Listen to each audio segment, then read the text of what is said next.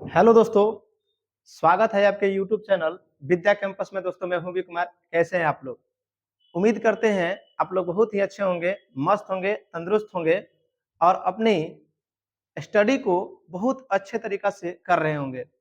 दोस्तों मैं आप लोगों के लिए लगातार जो है वीडियो अपलोड कर रहा हूं। आज मैं ग्रामर सेक्शन का बहुत ही जबरदस्त topic subject verb and agreement, subject verb agreement जिसको हम सिंटेक्स के भी नाम से जानते हैं, उसका पार्ट 2 में लेकर आया हूं। तो दोस्तों बिना कुछ देरी किए हुए हम लोग अपनी जर्नी को बहुत ही बेहतर तरीका से तय करेंगे। लेकिन इससे पहले यदि आप मेरे चैनल पर नए आए होंगे तो वीडियो को सब्सक्राइब करना ना भूलें, सब्सक्राइब कीजिए और लाइक जरूर कीजिएगा। दोस्त आपके एक लाइक से ना मुझे बहुत ज्यादा मोटिवेशन मिलता है और आप लोगों के लिए मैं पूरे जोश एनर्जी के साथ पूर्ण प्रयास करता हूं कि मेरे सारे विद्यार्थियों को अच्छा से अच्छा कंटेंट मिले और अच्छे से अच्छे टॉपिक मिले और बेहतर से बेहतर तरीका से वो समझ पाए। है ना मेरे प्यारे लाडलो? चलो भाई साहब, तो हम लोग बिना कुछ देरी किए हुए हम अपने टॉपिक की ओर बढ़ेंगे। हो गया निपटारा। आज तो सच में यार निपटारा हो जाएगा। पूरी की पूरी जर्नी को हम एक से बढ़कर एक रूल को समझेंगे, निपटारा बहुत जल्द ही करेंगे, है ना। सिंटेक्स का आज पार्ट 2 है। अब हम पार्ट 3 में पूर्ण कोशिश करेंगे कि आपका सिंटेक्स चैप्टर पूर्ण रूप से क्या हो जाए दोस्तों, कंप्लीट हो जाए। चलिए भाई साहब आते हैं अपने टॉपिक की ओर। तो देखिए आज का जो टॉपिक है बहुत ही लाजवाब टॉपिक रहेगी आप लोगों के लिए। थोड़ा सा देखिएगा। रूल नंबर शायद हम लोग 4 तक पढ़ लिए थे, रूल नंबर 4 तक पढ़ लिए थे। आज हम लोग रूल नंबर 5, 6, 7, 8, है ना, 8 तक आज हम लोग पढ़ेंगे। कल मेरा प्रयास रहेगा कि पूरा का पूरा सिंटेक्स जो है फिनिश हो जाए, है ना मेरे भाई। आ जाओ भाई साहब। देखिएगा अब हम लोग टॉपिक की ओर बढ़ते हैं। आप जैसे कि रूल नंबर 5 में ये 5 वर्ड को देख रहे होंगे, यह पांचों वर्ड को बहुत ही बारीकी से समझिएगा। एक जो है आपका इच है और एक है आपका आइदर और एक आपका नाइदर, नॉन और क्या भाई साहब, बोथ। चलो भाई लोग थोड़ा सा हम कलर को चेंज कर लेते हैं, कलर को चेंज कर लिया जाए, है ना। अब कलर को चेंज करके हम लोग समझने का प्रयास करेंगे, ठीक है भाई। रुक जाइए दोस्त। हाँ ठीक है, ये वाला दिख रहा है, दिख रहा होगा।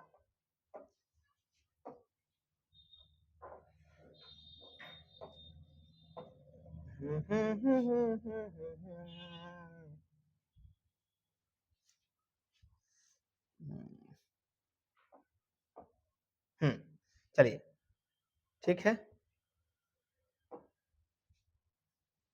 और इसमें कौन सा कलर ले लिया जाए आपके? ये चलिए भाई साहब अब हम लोग समझने का प्रयास करेंगे। देखिए सबसे पहले आपका एक वर्ड मिला जिसका नाम है इच, है ना।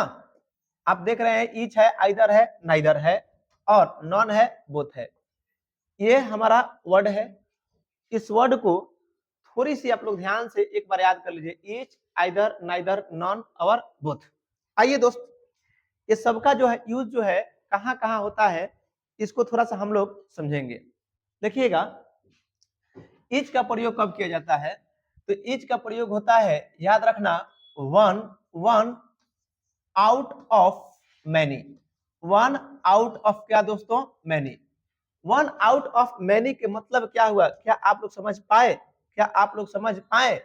वन आउट ऑफ मैनी के मतलब क्या हुआ, तो मैं आपको समझाने का प्रयास करूं तो वन आउट ऑफ मैनी के मतलब होता है बहुतों सारा में से एक।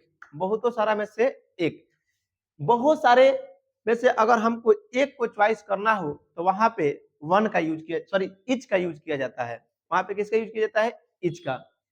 सेम कंडीशन अगर मैं आइदर की बात करूं, आइदर की बात करूं तो आइदर कहता है वन आउट ऑफ, ध्यान से समझना मेरे भाई, वन आउट ऑफ टू, यानी दो में से यदि एक का चर्चा हो जाए, दो में से यदि एक का चर्चा हो जाए तो वहां पे हम लोग किसका यूज करते हैं, आइदर का यूज करते हैं।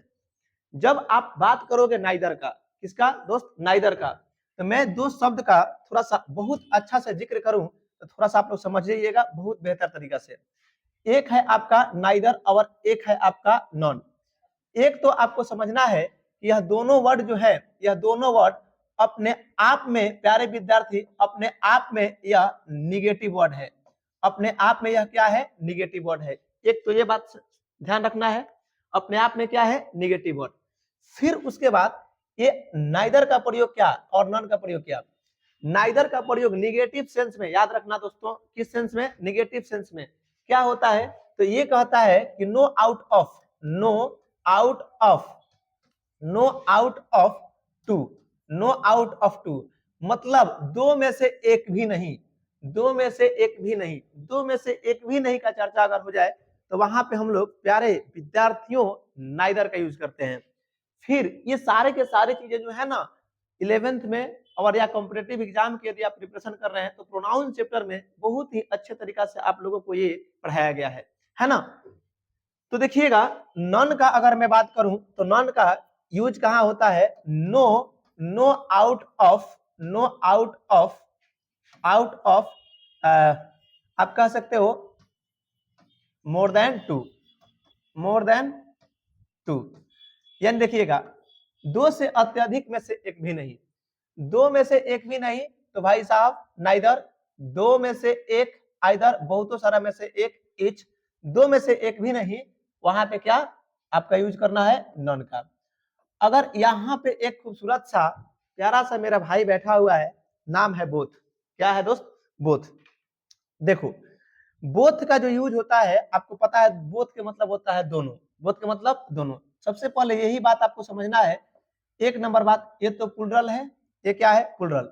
तो इसके साथ आने वाला वर्ब जो होगा, इसके साथ आने वाला जो वर्ब होगा, वर्ब वो भी किस सेंस में होगा? प्लूरल सेंस में होगा। किस सेंस में होगा दोस्तों? प्लूरल। चलो भाई साहब प्लूरल सेंस में हो जाएगा। अब देखिएगा प्यारे विद्यार्थी, ये सारा का सारा आपको मैं कंसेप्ट बताया। देखो क्या, इच का प्रयोग बहुत सारा में से एक, यहाँ पे अगर मैं बात करूं आइदर का तो दो में से एक, फिर नाइदर का दो में से एक भी नहीं, नन का बहुतों सारा में से मतलब दो से अत्यधिक में से एक भी नहीं। यहाँ पे नन का प्रयोग हो गया। ये सारी कंडीशन, थोड़ी सी मैं और कंडीशन को आपको समझाऊं। और हाँ, बोथ जो है वो प्लूरल होता है, इसके साथ आने वाला वर्ब प्लूरल होता है। अगर मैं थोड़ा सा आप लोगों को समझाने का प्रयास करूं तो भाई लोग थोड़ा सा ये वाला को हम क्वेश्चन को थोड़ा सा पीछे खसकाते हैं ताकि यहाँ पे रफ में समझा दूं आप लोगों को। चलो भाई लोग रुक जाइए दोस्तों, सभी लोग प्यार से हम लोग हर टॉपिक को समझेंगे, है ना। चलो आ जाओ भाई, तुम इधर आ जाओ, तुम नीचे चले जाओ। चलिए क्वेश्चन को अभी हटा दिए हैं, है ना। अब हम इस टॉपिक को यहां से लेकर ईच, आइदर, नाइदर और नन की बात करें। ईच, आइदर और नाइदर और नन की बात करें तो आप सब में देख रहे होंगे, क्या पता है क्या भाई? देखिएगा मैं एक स्ट्रक्चर बना रहा हूं। एक है ईच, एक है बाबू क्या? आइदर, है ना। और एक आपका क्या है? नीदर, और एक क्या है आपका? नॉन। पहले ही समझा दिया हूं, ये दोनों जो है निगेटिव है। आप प्यार से देख पा रहे होंगे, देख पा रहे होंगे क्या भाई लोग? अगर अगर ध्यान से समझना है, ये सभी जो होते हैं ना, ये सभी जो होते हैं अपने आप में सिंगुलर रूप में होते हैं। अपने आप में किस रूप में होते हैं? सिंगुलर रूप में।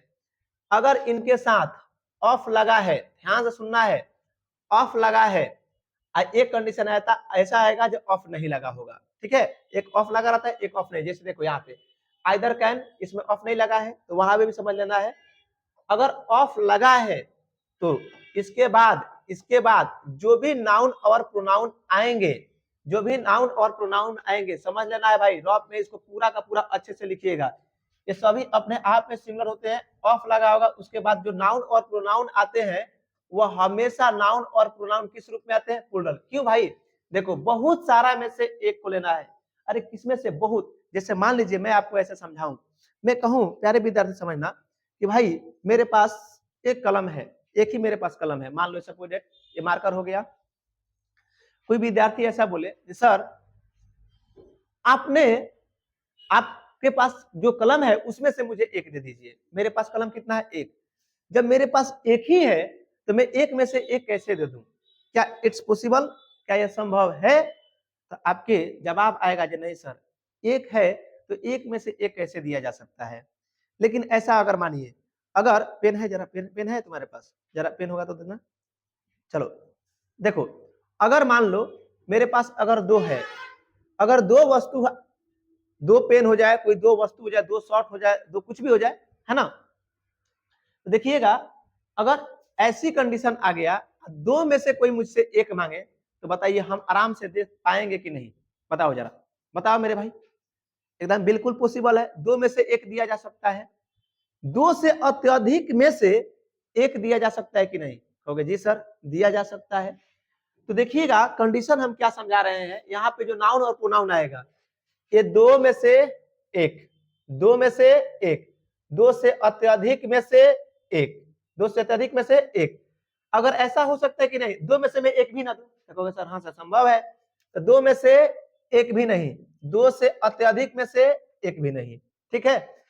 जो अब यहाँ पे तो कंडीशन आपको समझ में आ गया होगा, जो नाउन और प्रोनाउन हमेशा यहाँ पे प्लूरल आएगा। एरर हो सकता है यदि यहाँ पे सिंगुलर नाउन प्रोनाउन लिख दीजिएगा ना, तो यह गलत हो जाएगा। नाउन जो प्रोनाउन आएगा प्लूरल रूप में आएगा।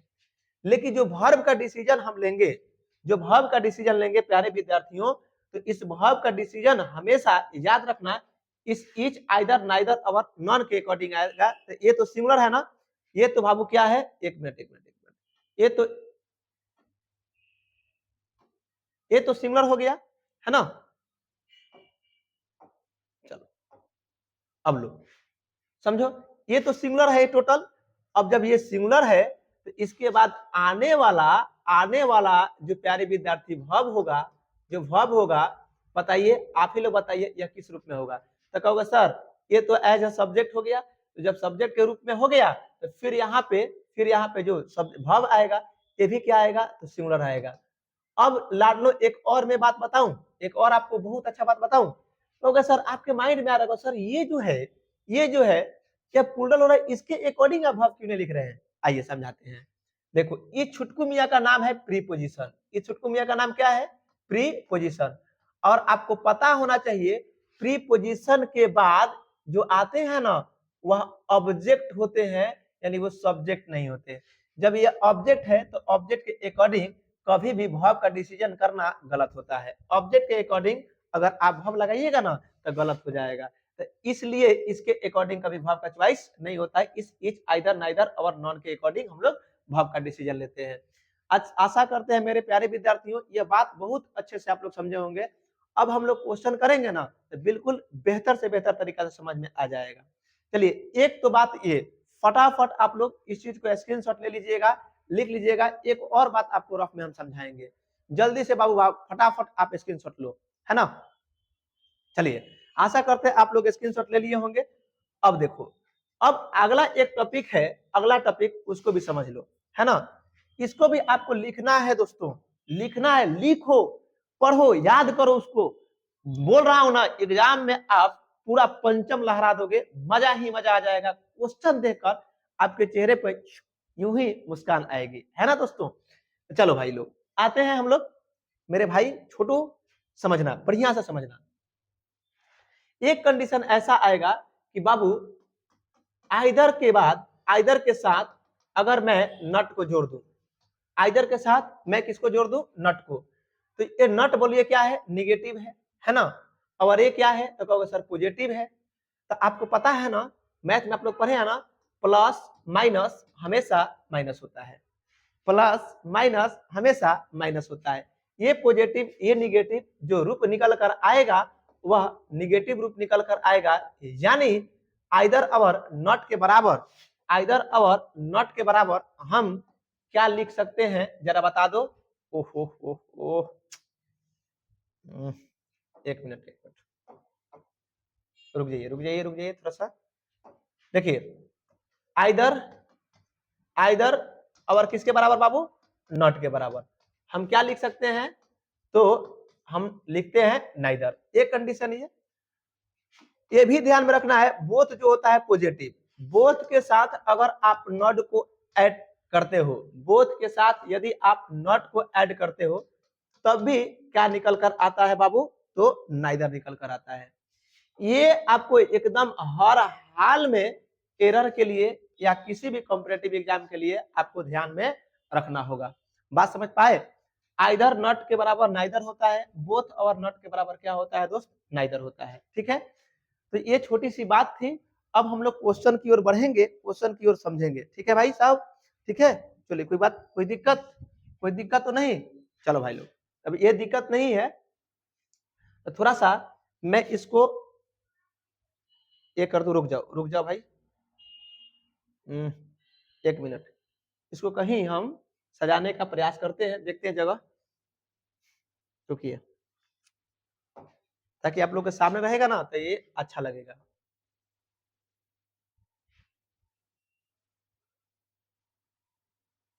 लो, मैं इसको थोड़ा सा छोटा करके इसको मैं यूं ही कहीं कोने में चिपका देता हूं। थोड़ा सा मेरे बाबू लोग समझने का प्रयास कीजिएगा। इसको मैं यहाँ चिपका दिया वहां पे, और मैं अंडू करूँ थोड़ा सा।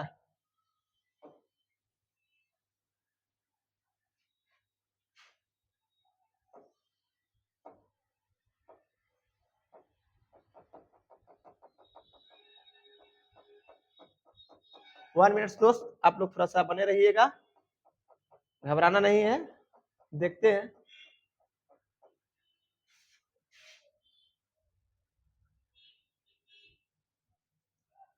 चलो, नहीं हो पाएगा, रहने दो, जो हम सोच रहे थे वो नहीं हो पा रहा है ना।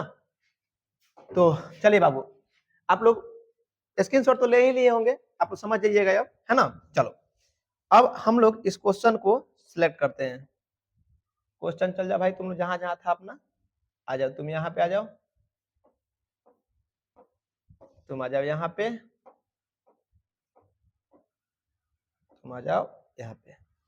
चलिए, अब हम लोग समझते हैं। देखिए, क्वेश्चन के अगर अकॉर्डिंग चले बाबू, तो बोथ बताओ, बोथ अभी समझा के गए कि बोथ जो होता है, बोथ जो होता है वो बताइए क्या होता है बोथ बाबू। तो बोथ होता है प्लुरल, है ना। ये तो है प्लुरल, तो बताइएगा प्लुरल जब है तो इसके साथ आने वाला वर्ब क्या होगा। तो कहोगे सर सीधी सी बात है, इसके साथ आने वाला जो वर्ब होगा वो प्लुरल होगा। तो यहाँ पे हैज नहीं, बल्कि आपको तो क्या लिखना चाहिए था, हैव लिखना चाहिए था। क्लियर है दोस्तों। जब एक और बात बताइए, आपको पता है ना, ये हमारा वर्ब जो है ये नाउन है, और नाउन के पहले जो होता है वो एडजेक्टिव होता है। तो यहाँ पे आपको मैं थोड़ा सा समझाऊं तो आपको ये ध्यान में रखना है कि पजेसिव एडजेक्टिव जो होता है वह सब्जेक्ट के ऊपर डिपेंड करता है। सब्जेक्ट के ऊपर डिपेंड क्या, तो देखिए ही के लिए हिज आता है। क्या आता है दोस्त, बता जरा। ही के लिए हिज। सी के लिए क्या आता है, तो कहोगे सर हर आता है। यू के लिए क्या आता है, तो योर आता है। वी के लिए क्या आता है, तो और आता है, और आता है। फिर उसके बाद इट के लिए क्या आता है, तो कहोगे सर हमको तो पता ही है, इट्स आता है। और दे के लिए क्या आता है, तो दियर आता है। अगर ही रहता तो हिज, सी रहता तो हर, योर रहेगा, यू रहेगा तो योर, वी रहेगा तो आवर, इट रहेगा तो इट्स, आया दियर, दे के लिए दियर। लेकिन ये भी ध्यान में रखना है, अगर कोई मान लो ही ना लिख रहा है, कोई मेल का चर्चा हो जा रहा है सब्जेक्ट के रूप में, तो उसके लिए हिज लिखते हैं। कोई फीमेल का चर्चा हो जाए तो उसके लिए हर लिखते हैं। कोई एक से अत्यधिक मेल और फीमेल हो जाए, एक से अत्यधिक मेल और क्या हो जाए, मेल और फीमेल हो जाए, तो उसके लिए भी हम लोग क्या लिखते हैं बाबू, दियर लिखते हैं, है ना। अब चलो, तो भाई साहब बोथ पता है, दो से अत्यधिक व्यक्ति का बात हुआ है दोनों। अब कोई भी हो सकता है, मेल फीमेल कोई हो सकता है। तो यहाँ पे पॉजिटिव एडजेक्टिव के रूप में हिज गलत है। सही क्या होगा, तो यहाँ पे हिज की जगह बाबू क्या होगा, आंसर में बाबू क्या होगा, बताओ जरा, दियर होगा। क्या होगा, दियर। अगर यही यू होता तो यूर हो जाता, सी रहता तो हर हो जाता। लेकिन यहाँ पे जो बोथ है, बोथ के मतलब दो व्यक्ति। अब दो व्यक्ति की जब चर्चा हो गई है तो थर्ड पर्सन के रूप में, और थर्ड पर्सन के रूप में दे आता है, और दे का प्लुरल एडजेक्टिव जो होता है, प्लुरल पॉजिटिव एडजेक्टिव, वह दियर होता है। ठीक है दोस्त। अब चलो, बोथ ऑफ स्टूडेंट्स, तो देखिए दो स्टूडेंट का चर्चा कब होगा, जब दो से मतलब अत्यधिक यहाँ पे विद्यार्थी होंगे। तो जब यहाँ दो का चर्चा हुआ है तो यहाँ पे सेंस से समझना है कि जो स्टूडेंट्स लिखे हैं ना, यह दो नहीं बल्कि दो से अत्यधिक स्टूडेंट होंगे। जब दो से अत्यधिक स्टूडेंट हैं तो बताओ, या दो से अत्यधिक स्टूडेंट में से दो स्टूडेंट का जब चर्चा करेंगे तो सीधी सी बात है, यह प्लुरल हो गया। और जब प्लुरल हो गया तो यहाँ पे हैज नहीं बल्कि क्या होगा, अभी समझना है, हैज नहीं बल्कि क्या होगा, है। लेकिन एक और गड़बड़ है भाई लोग, यहाँ पे नट लगा है तो नट को उड़ाएंगे, और नट को उड़ाएंगे। और अभी आप लोग को थोड़ी देर पहले समझाए थे, क्या समझाए थे कि बाबू बाबू बाबू बोथ और नट को एक साथ लेकर आए तो इनके लिए हम नाइदर लिखते हैं, इनके लिए क्या लिखते हैं, नाइदर। तो एक तो गलती थी हैव, हैज की जगह हैव कर दिए। एक तो हम काट दिए यहाँ पे क्या, बताओ जरा, रुक जाओ रुक जाओ रुक जाओ रुक जाओ रुक जाओ, वहां पे हैव नहीं, sorry sorry sorry sorry sorry, एक मिनट एक मिनट एक मिनट, पहले आप ये बात ये समझो, हैव कर देंगे तो और मामला यार गंभीर हो जाएगा, है ना। रुक जाओ, यहाँ पर हैव हो गया। अब इसको समझो, ये आपका बोथ है, और बोथ के अकॉर्डिंग देखो, बोथ के साथ यहाँ पे नॉट आया तो नॉट तो गायब हो गया, और जब नॉट गायब करेंगे तो बोलिए यहाँ पर क्या आएगा, नाइदर आएगा। और आपको पता है कि नाइदर ऑलरेडी सिंगुलर है, तो इस नाइदर के अकॉर्डिंग यहाँ पे हैज बिल्कुल क्या है बाबू, सही है, ठीक है ना। तो ये बिल्कुल आपका क्या हो गया, सही हो गया। आगे सेंटेंस बना लीजिएगा, यही इसमें गलती थी। बोथ ऑफ स्टूडेंट है नॉट अटेंडेड द क्लास, तो यहाँ पे बोथ ऑफ स्टूडेंट नहीं बल्कि बोथ और नॉट को हटा के एरर के रूप में क्या हो गया, नाइदर हो गया। क्लियर है दोस्तों। आपके बिहार बोर्ड में क्या करता है, यहाँ पे नाइदर दे देता, यहाँ पे फिलर दे देता, फिलर के रूप में भरना है, हमेशा सिंगुलर लेकर चलिएगा, बोथ हो जाएगा तो पुलर लेकर चलिएगा। इच, बताओ दोस्त, इच जो है अपने आप में यह सिंगुलर रूप में आता है, किस रूप में आता है, सिंगुलर, देख लो सिंगुलर है ना। तो यहाँ पे हैव किस कंडीशन से, यार हैज यहाँ पे आंसर हो जाएगा।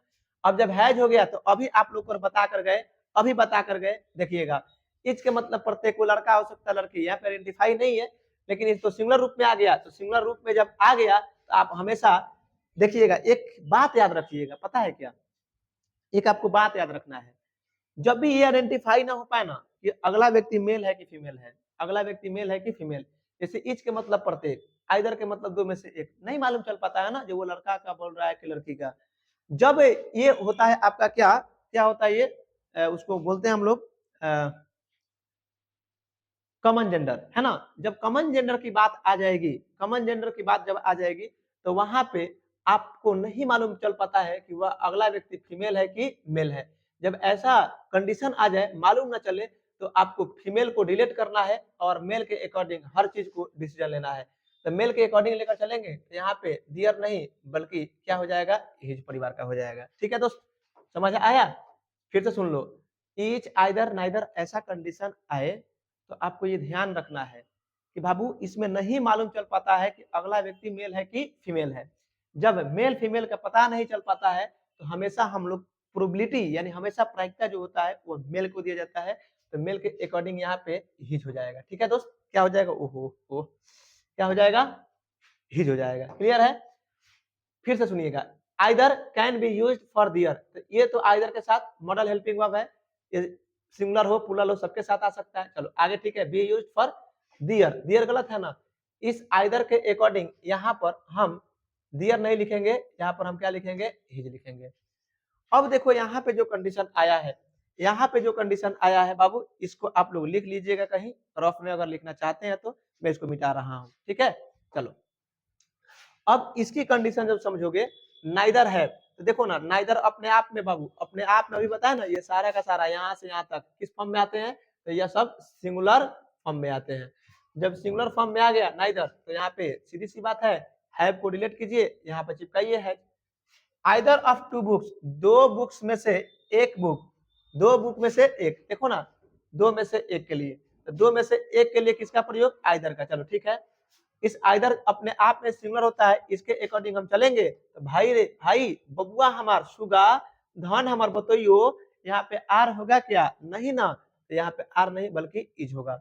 फिर जब अगला आप क्वेश्चन की ओर देखोगे, अगला क्वेश्चन जब देखोगे तो चलो समझो अगले क्वेश्चन को, either of them are not, देखो बाबू देखो, ये आइदर के साथ, ये आइदर के साथ क्या चिपका हुआ है, नॉट, तो ये तो नॉट गया, जब नॉट गया तो आइदर गया। आपको अभी समझा के गए थे, आइदर के साथ नॉट अगर जोड़ेंगे तो हम लोग क्या मिलता है, नाइदर, क्या मिलता है, नाइदर, तो यह दोनों हट जाएगा, इसके स्थान पर बोलो क्या आ जाएगा, क्या आ जाएगा बाबू, नाइदर।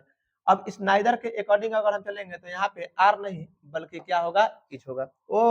ओ विद्यार्थियों, समझ आया, फिर से सुन ले यार, इसमें कौन सी बड़ी बात है, आप मेरे लाडले प्यारे दुलारे बाबू लोग हैं, है ना। तो देखो ना, फिर से सुनो, इस आइदर के अकॉर्डिंग, इस आइदर के अकॉर्डिंग चलेंगे तो ये नॉट गायब। अब आइदर यहाँ पे रफ में समझाता हूं, आइदर और नॉट को जब लेकर चलोगे ना तो इसके लिए क्या लिखा जाता है, तो कहोगे सर हम तो पता है इसके लिए नाइदर लिखा जाता है, तो ठीक है, जब नॉट गया तो आइदर भी गया, और इसी आइदर के स्थान पर बोलो क्या आ जाएगा बाबू, क्या आ जाएगा बताओ, तो कहोगे सर नाइदर आ जाएगा। ये नाइदर अपने आप में सिंगुलर होता है, तो इस सिंगुलर के चलते आर गायब हो जाएगा, इसके स्थान पर क्या आ जाएगा, इज आ जाएगा। ओ भाई साहब ये सारी बात समझ आई, सारी बात समझ आई, बोलो बोलो बोलो। नैनों की तो बात तो नैना जाने है, सपनों की रात तो नैना जाने है, दिल की ये बातें धड़कन जाने है, मुझ पे गुजरी वो कल जाने है, हम दीवाने हो गए आपके, हम तो बस इतना जाने हैं, तू मेरा है सनम। आ जाओ आ जाओ, चलो चलो चलो चलो आ जाओ आ जाओ बाबू, चलो पढ़ो। अब देखो ये वन क्वेश्चन, ये वन कंफ्यूजन, वन को लेकर हकीकत में यार बहुत कंफ्यूजन होता है, जानते हैं क्यों? वन कंफ्यूजन, वन दो तरीका से यूज होता है। एक जो होता है वन का यूज हम करते हैं जनरल सेंस में। किस सेंस में? जनरल सेंस में। जब इसका यूज बाबू जनरल सेंस में हो जाए, क्या किस बताओ बताओ, जनरल सेंस में, तब इनके साथ जो भाव आएंगे वह भाव किस रूप में होंगे? सिंगुलर रूप में होंगे। ये तो जनरल सेंस हो गया। मैं आपको क्वेश्चन के अकॉर्डिंग समझाऊंगा। जनरल सेंस में वन के साथ भाव क्या आते हैं? सिंगुलर आते हैं। एक जो होता है ना प्यारे विद्यार्थियों, एक होता है स्पेसिफिक सेंस, जिसको आप स्पेसिफिक सेंस को ही आप कहते हो पार्टिकुलर सेंस। क्या कहते हो? पार्टिकुलर सेंस, मतलब खास। जब खास सेंस की बात आती है तब इनके साथ भाव प्लुरल। लेकिन सबसे बड़ी ये बात है कि सर हम समझेंगे कैसे कि वन जनरल सेंस में है कि स्पेसिफिक सेंस में है? बहुत साधारण सी बात है, देखो क्या कैसे समझना है ये समझो। देखिएगा मैं दोनों स्ट्रक्चर तैयार कर दे रहा हूँ। जनरल सेंस का कैसे पहचान आप करोगे? तो कहोगे सर जनरल सेंस के लिए वन के बाद डायरेक्ट अगर वर्ब आ जाता है, सेंटेंस आगे बढ़ जाएगा, तो ये आपका हो गया क्या? General sense. फिर सुनो, वन के बाद वर्ब अगर आ गया तो जनरल सेंस हो गया। और याद रखना वन के बाद ऑफ दे दे, वन के बाद क्या दे दे? ऑफ। और ऑफ जब दे देगा तो उसके बाद आने वाला जो नाउन होगा वह नाउन हमेशा प्लुरल कंडीशन में होगा। क्यों? क्योंकि हमको पता है अगर कोई अभी तो बताए एक वस्तु लेना है तो बहुत सारा में से एक को लेते हैं। वन ऑफ प्लस क्या? Noun plural. और जब नाउन प्लुरल हो गया तो इसके बाद आने वाला जो वर्ब होगा वह हमेशा याद रखिएगा सिंगुलर होगा, इसमें भी सिंगुलर होगा। कहोगे क्यों? ओ भाई साहब इसी के अकॉर्डिंग आप इसी के अकॉर्डिंग ही ना वर्ब चॉइस करोगे, इस वन के अकॉर्डिंग ही ना वर्ब का चॉइस करोगे। तो वन तो सिंगुलर होता है, जब सिंगुलर होता है तो वर्ब सिंगुलर आ जाएगा। तो ये ऑफ वाला कंडीशन से आप समझ गए होंगे। ठीक है भाई, जनरल सेंस स्पेसिफिक सेंस समझ आ गया। देखो वन के बाद डायरेक्ट वर्ब आ गया जनरल सेंस, वन के बाद ऑफ आ गया स्पेसिफिक सेंस, वन के बाद वर्ब आ गया जनरल सेंस, वन के बाद ऑफ आ गया स्पेसिफिक सेंस। ठीक है, कोई दिक्कत तो नहीं? कोई दिक्कत नहीं ना है? चलो भाई अब आओ, ये आप लोग को भी दिक्कत नहीं होना चाहिए दोस्तों। अब वन अपने आप में सिंगुलर है, काट दो, सिंगुलर है तो यहाँ पे हैव नहीं बल्कि हैज होगा। वन ऑफ, ठीक है, द गर्ल्स। इसके बाद नाउन प्रोनाउन जो होगा वह प्लुरल आना चाहिए। ठीक है भाई, नाउन प्रोनाउन जो है यहाँ पे प्रोनाउन भी कर लीजिएगा, नाउन या प्रोनाउन दोनों प्लुरल रूप में आता है। अब ये प्लुरल रूप में आया, चलो ये तो ठीक है, ये आपका वन हो गया। इस वन के अकॉर्डिंग जो वर्ब आएगा वह प्लुरल नहीं बल्कि क्या आएगा? सिंगुलर। तो यहाँ पे हैज हो जाएगा। वन आर सिंगुलर है, आर नहीं, यहाँ पे क्या? Is. One of the bags, one of the bags, ठीक है भाई साहब, प्लुरल आ गया, इस वन के अकॉर्डिंग सिंगुलर है, डिलीट करो, आर नहीं, क्या होगा? इज। तो दोस्त ये बहुत ही सिंपल सी बात थी, आशा करते हैं आप लोग इस चीज को समझ गए होंगे, है ना। नेक्स्ट टॉपिक की ओर अगर हम लोग बढ़े, इसको भी बाबू आप स्क्रीनशॉट ले लीजिएगा, स्क्रीनशॉट लेकर क्वेश्चन को जरूर लिखिएगा। लिखो लिखो भाई लिखो जल्दी। चलो आते हैं अगला क्वेश्चन, कलेक्टिव नाउन। बहुत ही जबरदस्त क्वेश्चन है कलेक्टिव नाउन का। देखिए आपको पता है ना जब बाबू कलेक्टिव नाउन किसको कहते हैं, तो कलेक्टिव नाउन क्या दर्शाता है, किस चीज को आइडेंटिफाई करता है ना। तो कलेक्टिव नाउन के मतलब ये होता है कलेक्ट, इकट्ठा। ये जो होगा ना, ये group of person, group of things, group of animals, है ना, यानी यह ग्रुप को दिखाता है, ग्रुप को यह रिकॉग्नाइज करता है, पहचान कर ग्रुप से। कभी भी होगा जो ग्रुप में कोई चीज है उसको हम लोग क्या बोलते हैं, कलेक्टिव नाउन बोलते हैं, है ना। जैसे अगर कलेक्टिव नाउन की बात करें तो देखो, ये हर्ड ऑफ गोट है। हर्ड ऑफ गोट का मतलब होता है बकरियों का झुंड, बकरियों का क्या झुंड, आर्मी। तो आप लोग जब नाउन पढ़िएंगे ना, बड़ी विस्तार से उसमें हम पढ़ा देंगे आप लोगों को, टेंशन नहीं लीजिए, एक एक करके सारी चीजें जो है आप लोग को मिलेगी।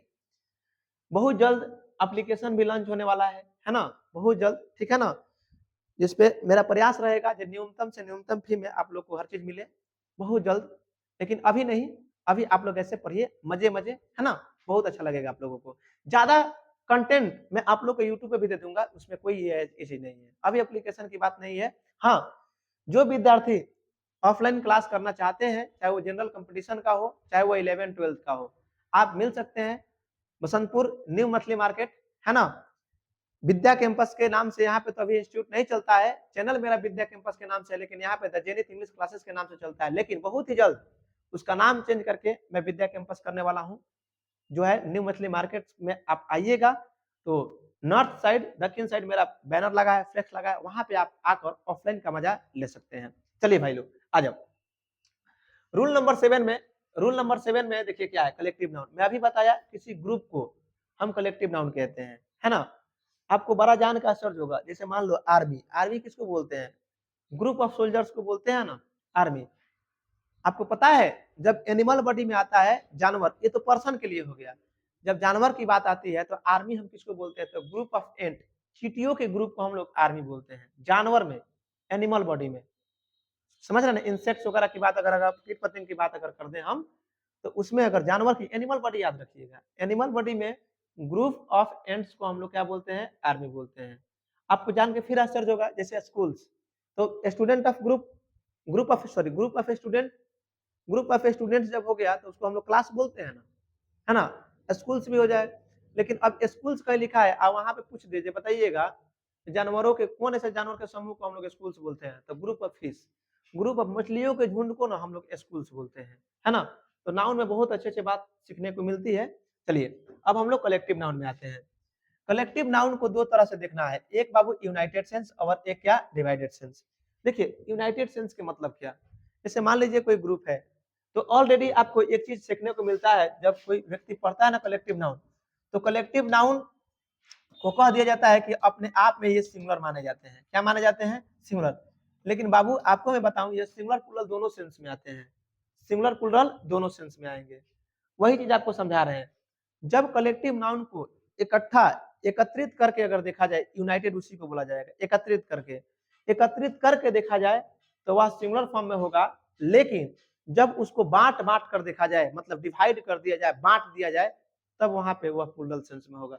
चलिए यूनाइटेड सेंस और डिवाइडेड सेंस आप लोग समझे होंगे।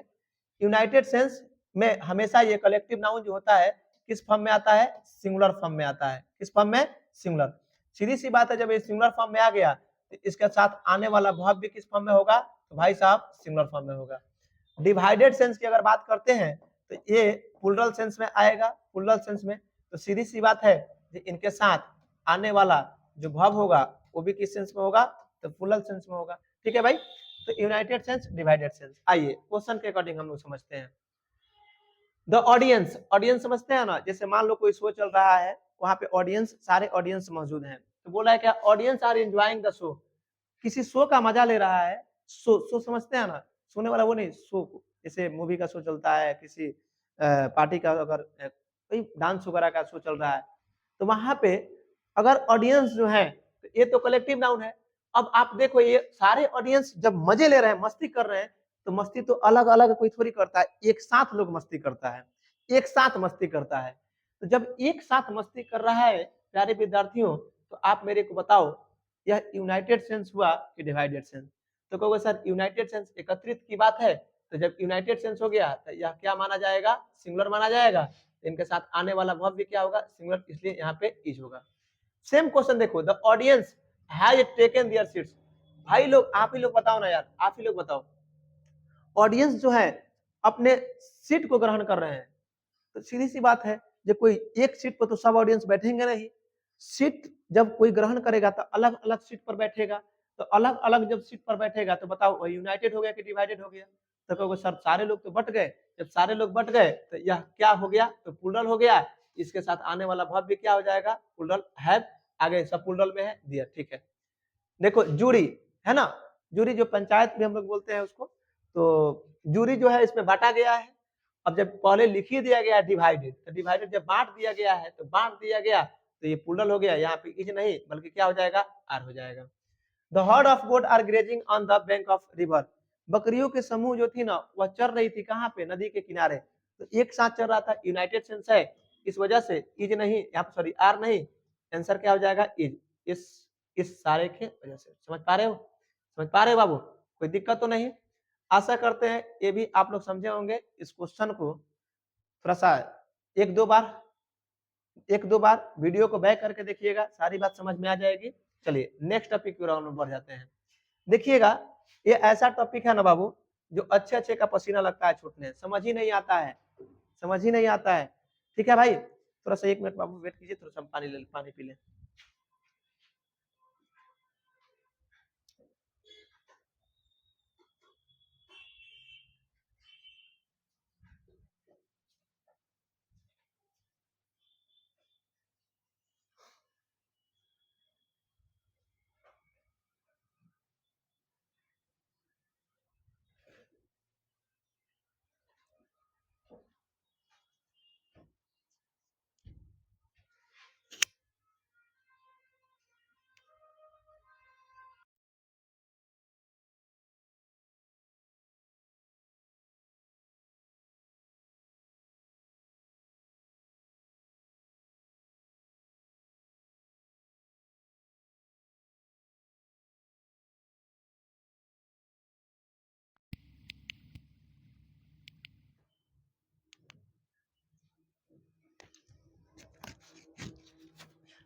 चलिए भाई, पानी लाने गया है लोग, है ना, तो सब प्यास लगी है, तो आप इस चीज को समझिए। पानी आता है तो पीते हैं, तब तक हम लोग पढ़ते हैं, है ना। चलिए अब देखो बाबू, रिलेटिव प्रोनाउन। रिलेटिव प्रोनाउन के मतलब क्या होता है पहले समझो, आराम से समझिएगा, बहुत अच्छा लगेगा आप लोगों को, है ना। सबसे पहले रिलेटिव वर्ड जो बना है, रिलेटिव वर्ड, तो यह किससे बना होगा? तो सीधी सी बात है, जैसा रिलेटिव से हम लोग रिलेशन अगर बोल दे तो, रिलेशन बोल दे तो सर अच्छा है। रिलेशन के मतलब क्या? तो कहोगे सर रिलेशन के मतलब तो हम जानते हैं, संबंध। अच्छा मैं एग्जांपल लिख देता हूँ। अच्छा बताइएगा, ये मेरा घर है और ये मेरे मामू का घर है, ऐसा मान लीजिए, ये मेरा घर हो गया, ये मामू का घर हो गया, है ना दोस्तों। तो ये दो घर, ये दो जो घर है, ये दोनों के बीच रिलेशन कैसे बना? तो मेरी मम्मी मेरे घर आई, मेरी मम्मी जो है वो मेरे घर आई, यानी जब शादी हुआ मेरी मम्मी का शादी हुआ होगा, तो वह कहीं ना कहीं दो परिवार को जोड़ने का काम कर रही है ना, वह कहीं ना कहीं दो परिवार को जोड़ने का काम की है ना। तो देखो, जो मेरी मम्मी हो गई, तो इन्हीं का नाम रखेंगे हम लोग रिलेटिव प्रोनाउन। और ये जो मेरा मामू का घर है, ये जो मेरा मामा जी का घर है, ये मामा जी का, ये एक तरह का सेंटेंस हो गया। और ये जो मेरा घर है, ये भी एक तरह का क्या हो गया? सेंटेंस। अब आपको समझ आ ही गया होगा कि बाबू रिलेटिव प्रोनाउन का काम क्या होता है। तो दो सेंटेंसों को जोड़ना, दो सेंटेंसों को जोड़ना, यानी दो सेंटेंस के ये मध्य में आता है, बीच में आता है ना।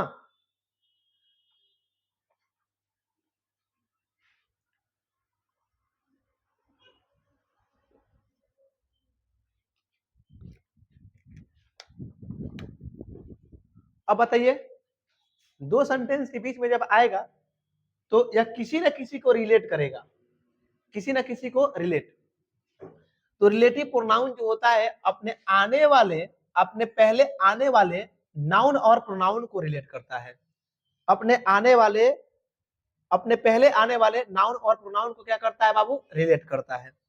तो हम लोग एक एक करके समझने का प्रयास करेंगे। अब देखिए, सबसे पहले आपको स्ट्रक्चर बनाना कैसे, खूब बढ़िया समझना। एक घर सेंटेंस हो गया और यहाँ पर एक सेंटेंस हो गया। रिलेटिव प्रोनाउन में पहले मैं दो फैमिली को पढ़ाऊंगा, एक है हु और एक क्या है प्यारे विद्यार्थी? हुम। ठीक है। हु और क्या, हुम।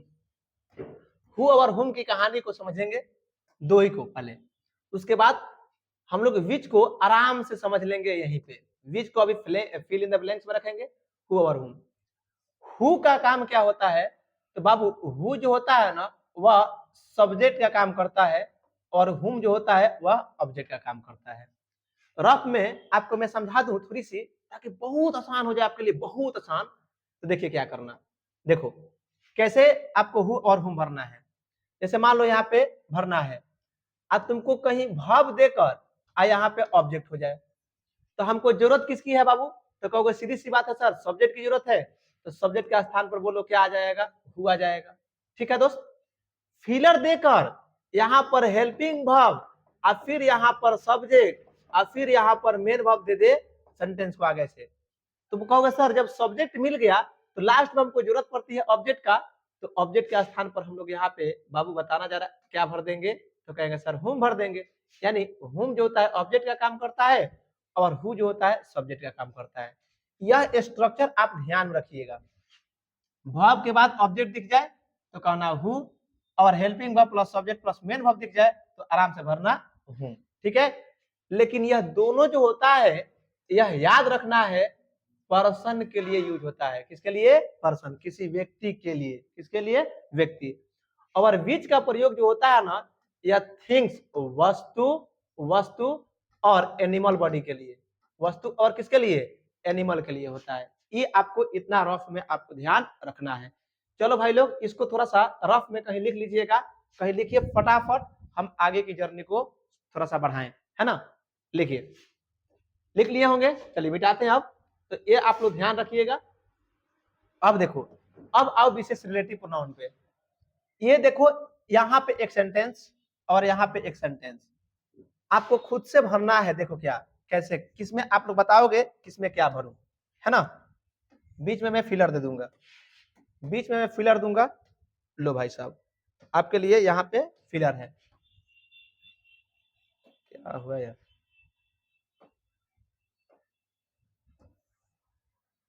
चलो लो लो। अब फिलर, इस फिलर में पहले दो को उठाना है, इसी दो को भरना है ना। देखो यहाँ पे जहां पे भरना है ना, पहले क्या ध्यान में रखोगे, यहां पर देखना कि एंटीसीडेंट है कि नहीं।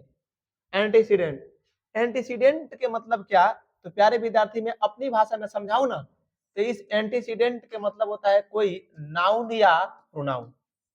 पहले देखना है नाउन प्रोनाउन है कि नहीं, इसमें भी वही देखना है, इसमें भी वही कि बाबू एंटीसीडेंट है या नहीं, यानी कोई नाउन या प्रोनाउन है या नहीं है।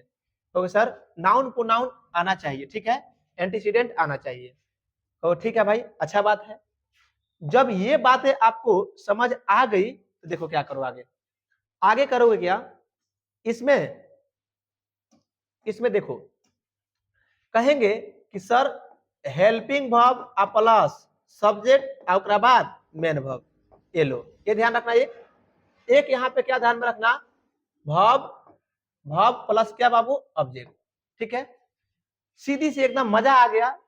ध्यान लेके रहे एंटीसीडेंट होना चाहिए, एंटीसीडेंट नहीं रहेगा तो उसका भी कंडीशन बताएंगे, एंटीसीडेंट नहीं रहेगा तब कहानी क्या बदलेगी, है ना। जब एंटीसीडेंट आ जाएगा तो बाबू यहाँ पे क्या भरे, यहाँ पे क्या भरे, सब्जेक्ट आ गया तो सब्जेक्ट आ गया तो जरूरत है ऑब्जेक्ट का, ऑब्जेक्ट आ गया तो जरूरत है किसकी, सब्जेक्ट का। तो सब्जेक्ट के रूप में आपको पता ही है, सब्जेक्ट के रूप में हम क्या भरेंगे, तो सब्जेक्ट के रूप में कुछ और नहीं बल्कि हु भरेंगे, और ऑब्जेक्ट के रूप में यहाँ पर क्या भरेंगे, हुम। एक तो आपको इतना बारीकी से ध्यान में रखना है, नहीं तो मजा न आबो, है ना, समझ में नहीं आएगा, गड़बड़ हो जाएगा। अब कंडीशन ये है कि सर एक बात बताइए, एक बात बताइए, अगर यहां पर एंटीसीडेंट नाम का कोई चीज ना हो तो, लो भाई साहब, तो मैं उसके लिए भी दो स्ट्रक्चर बनाऊंगा, यहीं पे आपको समझ लेना है। चलिए इसको थोड़ा सा, ई भाई साहब को कोपचे में डालते हैं पहले, इन भाई साहब को लो थोड़ा सा छोटा कर देते हैं भाई, चल जा ऊपर, ये हो गया। फिर उसके बाद ये भाई को थोड़ा सा खोपचे में डालते हैं। आजा, तू भी आजा, ये लो।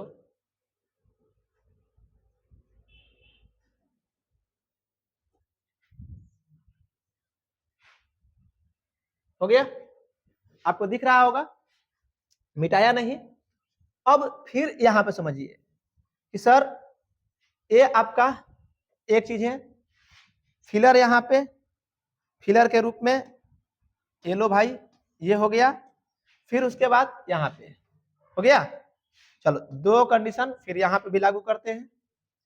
ये तो मजा आने वाला है ना, मजा आने वाला है। अब देखना भाई, अब क्वेश्चन ये उठा कि सर जी आपका एंटीसीडेंट गायब हो जाए तब। अरे हम हैं ना मेरे लाड, नो। एंटीसीडेंट अगर गायब हो जाएगा ना, कंडीशन वही है, बस अप्लाई करना तो सीखो।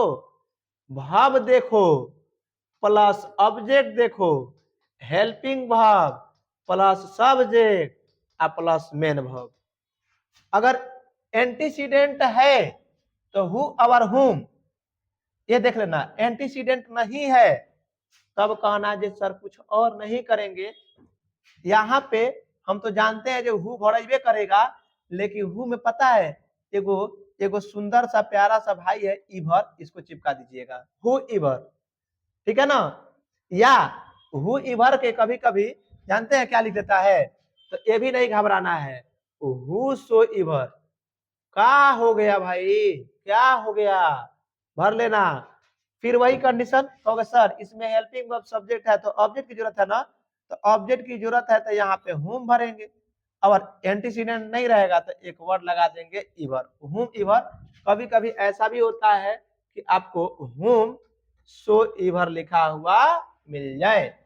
तो मेरे प्यारे विद्यार्थियों, एंटीसीडेंट होगा, वर्ब प्लस ऑब्जेक्ट होगा तो हु भरिएगा, एंटीसीडेंट होगा, helping verb subject main verb होगा तो हु भर दीजिएगा, एंटीसीडेंट नहीं होगा, वर्ब प्लस ऑब्जेक्ट होगा तो हु इवर होगा, एंटीसीडेंट तो नहीं होगा और helping verb subject plus main verb होगा तो हु, सॉरी सॉरी यहाँ पे हु इवर हो गया है। ओ भाई साहब, ओ भाई साहब, ये क्या हो गया, हुम इवर हो जाएगा। क्या हो जाएगा बाबू, हुम इवर हो जाएगा। क्लियर है, क्लियर है दोस्तों। चलिए तो फटाफट आप लोग इस चीज को नोट डाउन कर लीजिएगा, स्क्रीनशॉट ले लीजिएगा। रूल नंबर 8 तक हम लोग पहुंच चुके हैं, है ना, रूल नंबर 8 तक पहुंच चुके हैं। चलिए क्वेश्चन की ओर बढ़ते हैं। अब आ जाओ भाई, देखो कितना मजा आएगा। हाँ, एक और टॉपिक समझाना है आप लोगों को, एक और टॉपिक पता है क्या, चलिए इसको भी समझा देते हैं। देखो इसको भी समझा देते हैं।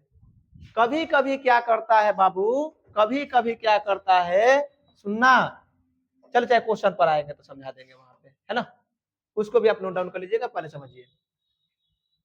पहले हम लोग कौन कौन क्वेश्चन बनाते हैं, एक ये नंबर फर्स्ट क्वेश्चन, फिर उसके बाद दूसरा क्वेश्चन बनाएंगे, फिर ये तीसरा क्वेश्चन बनाएंगे, फिर चौथा क्वेश्चन बनाएंगे, फिर पांचवा क्वेश्चन बनाएंगे, फिर छठा क्वेश्चन बनाएंगे, है ना, फिर सातवां क्वेश्चन बनाएंगे, और इस 3 क्वेश्चन के लिए एक कंसेप्ट बताएंगे, फिर ये बनाएंगे, है ना। चलो पहले इतना क्वेश्चन आप लोग पहले प्रयास करो, फिर हम बनाएंगे जल्दी से, जल्दी जल्दी।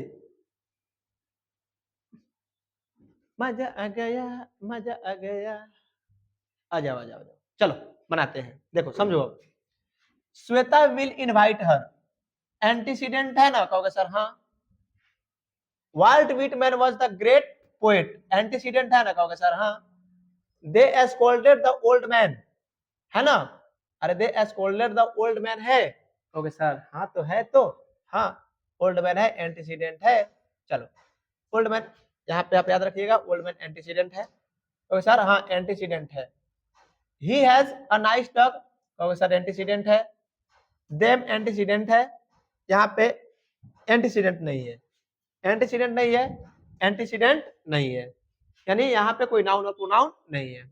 भरो, एंटीसीडेंट था, सब्जेक्ट दिख गया, सब्जेक्ट के बाद वर्ब दिख गया, ऑब्जेक्ट की जरूरत है तो सीधी सी बात है, यहाँ पर हम कुछ और नहीं, हम यहाँ पर whom भरेंगे, है ना। अब देखो एंटीसीडेंट है, यहाँ पर आपको क्या दिख गया, तो कहोगे सर ऑल लव्ड, सब्जेक्ट दिख गया, तो ऑब्जेक्ट की जरूरत है, तो सीधी सी बात है whom आएगा। एंटीसीडेंट है, यहाँ पे helping verb plus main verb, आगे ऑब्जेक्ट, सब्जेक्ट नहीं है ना, सब्जेक्ट नहीं है तो सब्जेक्ट के लिए हम लोग क्या भर देंगे, हु भर देंगे। He has a nice dog, तो देखो ना बाबू, यह हु और हुम पर्सन के लिए आता है, ये तो डॉगवा का, कुकुरा को बात कर दिया बे, ये तो कुत्ता का बात कर दिया, आह बाप ये क्या हुआ, है ना, ये तो डॉग की बात हो गया। तो डॉग तो भाई एनिमल परिवार में आता है, डॉग तो किस में आता है, एनिमल में आता है, लो जानवर की बात हो गई। तो भाई साहब तो मामला पूरा गंभीर है, एनिमल के लिए ना ही हम हु का यूज करते हैं, ना ही हम हुम का यूज करते, इसके लिए हम तो विच लगाएंगे सर, इसके लिए तो हम क्या लगाएंगे, विच लगाएंगे।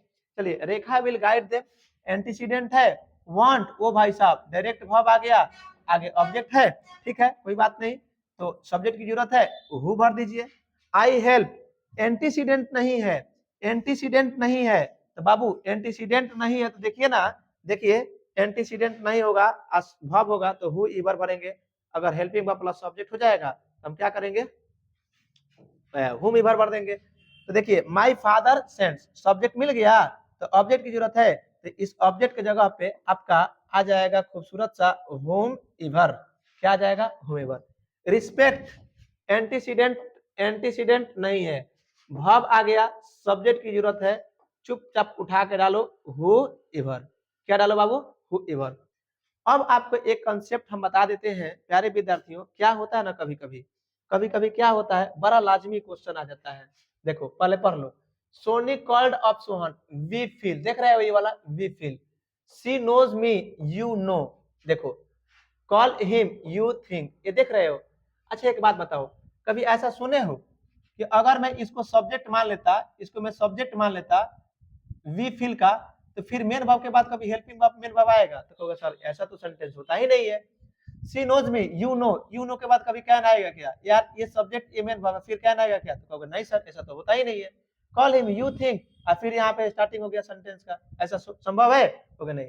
तो पता है विद्यार्थियों क्या करता है, ऐसा अगर दे दे you feel, you know, you think, you find, लिख लो कैसा, बीच में ये डाल देता है, क्या क्या, तो देखो यू नो दे देगा, यू नो, यू थिंक, है ना, फिर उसके बाद यहाँ पे we find, you find, you find, you find, you feel, ऐसा ये सब दे देगा। ये बच्चों को केवल उलझाने के लिए दिया जाता है, इससे हम लोगों को कोई लेना देना नहीं होता है, ये जानबूझकर दिया जाता है जब बच्चे फंस जाए, उनका माइंड डिस्टर्ब हो जाए, इस प्रकार से फंसाने के लिए वर्ड झूठ मूठ को इसमें बीच में उठा के डाल दिया जाता है ना, ताकि कंफ्यूज हो बच्चे, कंफ्यूज हो, इसका कोई मतलब ही नहीं निकलता है ना। चलो भाई साहब, तो आप लोग इस चीज को नोट डाउन कर लीजिएगा, इससे कोई लेना देना नहीं। अब मैं इसको थोड़ा सा मिटा रहा हूँ, आओ मिटा कर देखिए, फिर से आपको लोगों को समझा दे रहे हैं। ये आपका यू फील है, इससे कोई लेना देना नहीं, यू नो है कोई लेना देना नहीं, यू थिंक है कोई लेना देना नहीं। जब इससे हमको कोई मतलब ही नहीं है तो फिर कहानी वही है ना, was sleeping, यानी केवल आपका वर्ब मिल गया, सब्जेक्ट की जरूरत है, सब्जेक्ट की जरूरत है, तो हम लोग हु भर देंगे, एंटीसीडेंट था, है ना। अब देखो कैन डू दिस, बाबू रे इसमें भी वर्ब आ गया, आपका सब्जेक्ट है ये नहीं है, तो हम लोग फिर एंटीसीडेंट मिल गया, तो हम यहाँ पर भी हु भर देंगे। अब देखो यहाँ पे कॉल हिम, एंटीसीडेंट है, लेकिन यहाँ पे सब्जेक्ट दिख गया, यू कैन अपॉइंट, सब्जेक्ट जब दिख गया, यहाँ पर सब्जेक्ट दिख गया, तो ऑब्जेक्ट की जरूरत है, तो ऑब्जेक्ट के स्थान पर हम हुम भर देंगे, है ना। प्यारे विद्यार्थी, आप लोग को सारी बात अच्छे से मैं समझाने का प्रयास किया हूँ, अगर नहीं समझ में आता है तो पेशेंस रखिए, फिर से एक बार वीडियो को दोबारा देखिएगा, बहुत अच्छा से आपको समझ में आ जाएगा। Thanks for watching this video, फिर मिलते हैं नेक्स्ट वीडियो में ऐसा ही बेहतर से बेहतर कॉन्सेप्ट लेकर। तो दोस्तों लाइक कीजिएगा, चैनल को सब्सक्राइब कीजिएगा, दोस्तों के पास जरूर शेयर कीजिए, आप लोग लाइक नहीं करते यार, बहुत थोड़ा सा अजीबो सा फील आता है ना, लाइक जरूर कीजिएगा, दोस्तों के पास जरूर शेयर कीजिए। आज के लिए इतना ही, धन्यवाद।